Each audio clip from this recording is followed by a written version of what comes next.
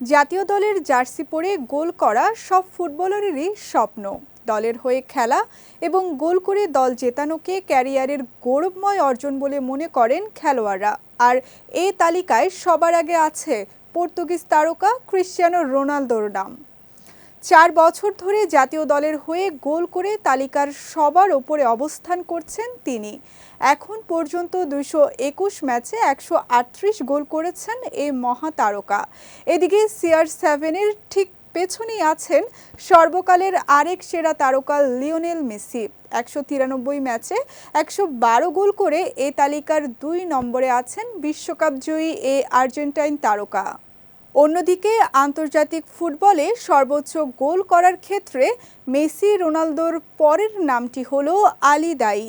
ইরানের হয়ে 1993 থেকে 2006 সাল পর্যন্ত খেলা দায়ী 148 ম্যাচে করেছিলেন 108 গোল। আর তালিকার চতুর্থ নম্বরে আছেন ভারতীয় ফুটবলার সুনীল ছেত্রী। 155 ম্যাচে ছেত্রী গোল করেছেন 95টি।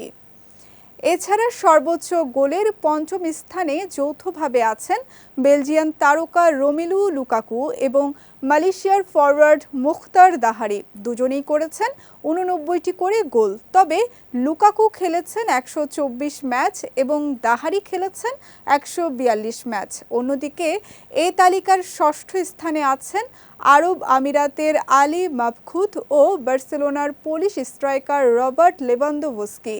দুজনেই করেছেন 85 গোল।